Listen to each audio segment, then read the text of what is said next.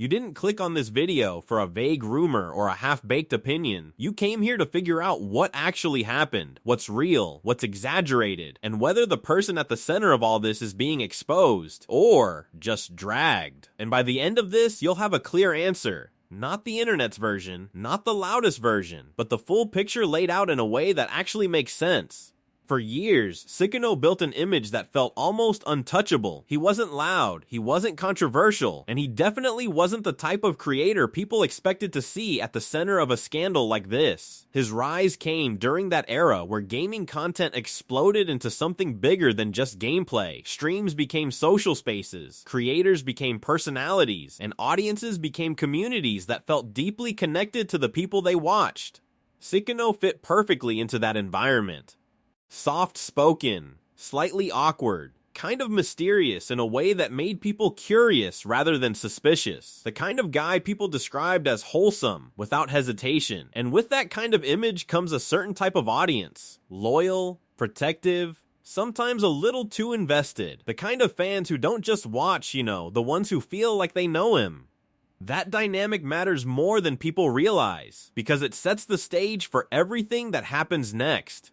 Because everything was fine, at least on the surface, until it wasn't. Out of nowhere, a Twitter account dropped a Google document with a title that didn't just accuse, it detonated. Words like serial cheater, master manipulator, and dangerous predator weren't just thrown in casually. They were placed there deliberately, designed to grab attention and shape perception before anyone even read a single line. And it worked.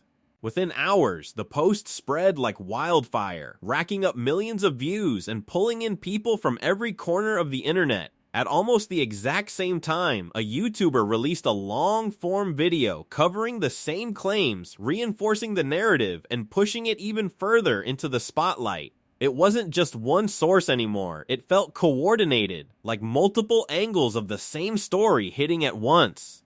And just like that, the tone shifted from curiosity to outrage. According to the document, everything started on Valentine's Day in 2026. A simple message turned into something more almost immediately. They moved from casual conversation to Discord, and from there, things escalated fast. Within days, the tone of their interactions jumped from getting to know each other to talking about meeting in person, living together, even adopting a pet. It was intense, and it happened quickly.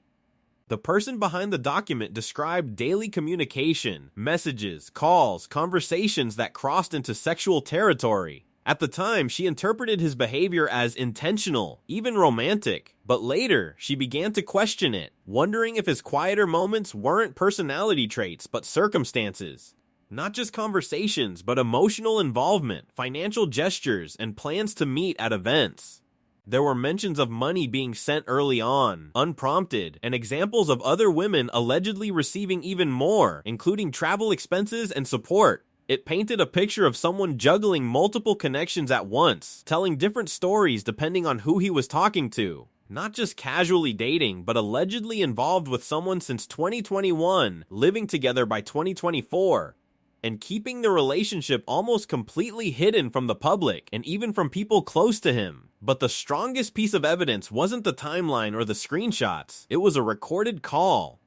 In that recording, Sykkuno reportedly acknowledges being in a long-term relationship. He admits it wasn't a happy one, confirms he was involved with other women, and explains that he struggled to end things because of emotional attachment and a sense of responsibility.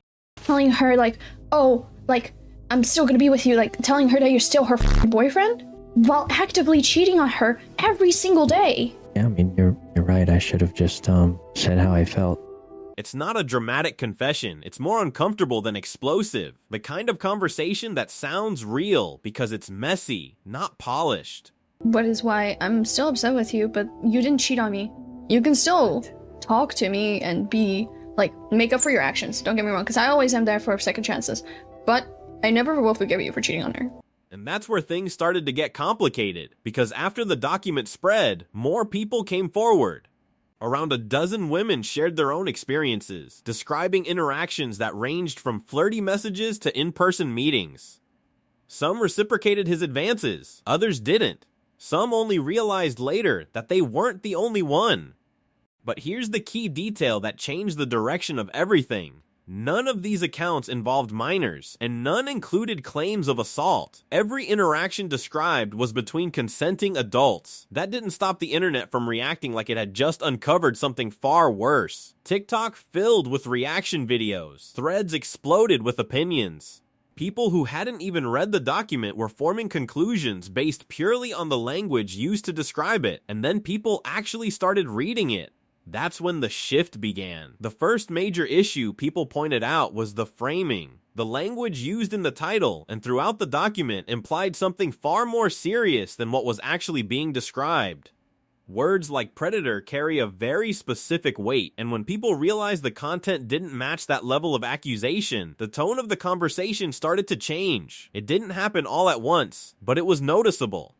Instead of focusing solely on Sykkuno's behavior, people began questioning the motives and presentation of the accusations themselves.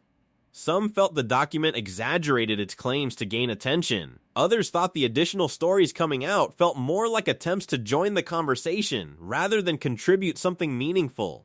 And then came the clips. Old stream moments started circulating, interactions with female creators that, in a different context, came across as awkwardly charming or unintentionally funny. Lines that once seemed harmless were now being analyzed, dissected, and turned into memes. Instead of reinforcing the idea of manipulation, many of them made him look more like someone trying, and sometimes failing, to flirt.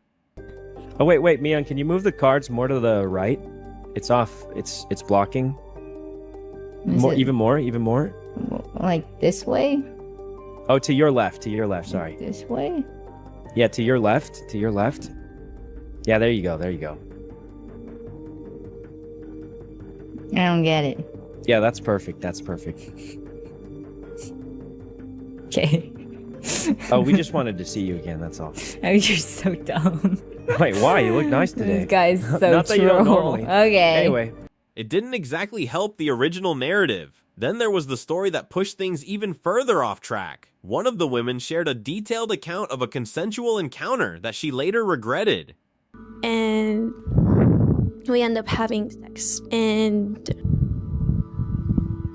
I didn't have it in me to tell him to stop, so I just let it happen. And while this was happening, while we were doing it, I always wear protection, and I only sleep with people I'm in a relationship with, so I'm not used to one-night stands or anything like that. But we were not using protection, and I'm legally hard of hearing, if you guys don't know already. But in the heat of the moment, he asked me if it was safe, and I didn't hear him, but I just said, and he finished inside of me, and then that was it. That distinction mattered, because what followed wasn't support, it was backlash. People argued that framing a consensual situation in a way that implied otherwise wasn't just misleading, it was harmful.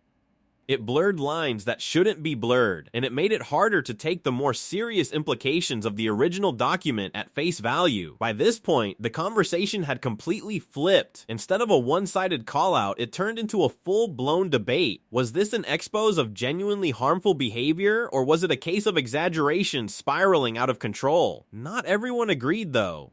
Some creators spoke out in support of the accusers, emphasizing the emotional impact of cheating and manipulation. Others pushed back, arguing that while what happened was wrong, it didn't justify the language being used to describe it. That disagreement wasn't just about facts, it was about interpretation. Can someone be considered a victim of cheating? Some said yes. Others argued that using that terminology alongside words associated with far more serious crimes diluted their meaning. And that brings us to the core question.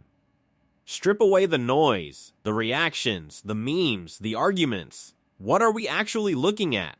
At its most basic level, the situation is about a person who maintained a long-term relationship while engaging with multiple other women, often without being honest about it. That's not illegal, but it's undeniably harmful. It involves deception, emotional manipulation, and a lack of respect for the people involved. But does that make someone a predator? That's where the answer becomes clearer.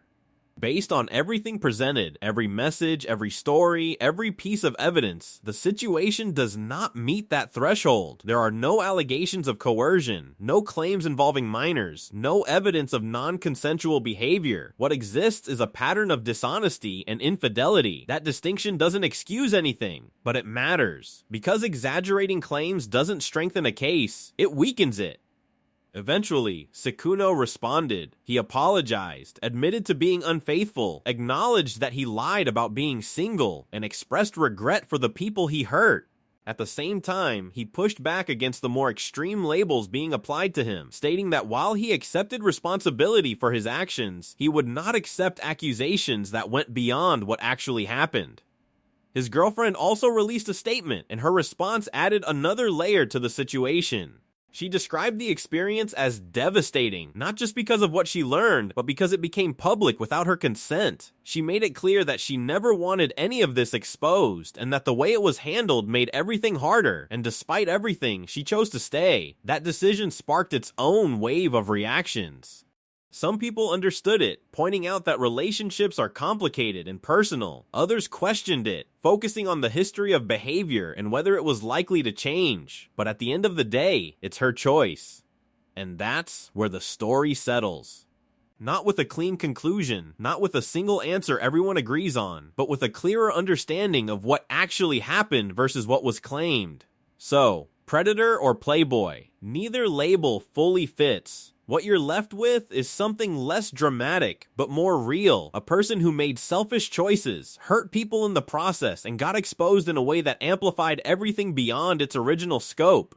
And maybe that's why this blew up the way it did. Not because it was the worst thing anyone's ever seen, but because it was messy, human, and easy to twist depending on what angle you wanted to take. And in a space where perception spreads faster than truth, that's all it takes.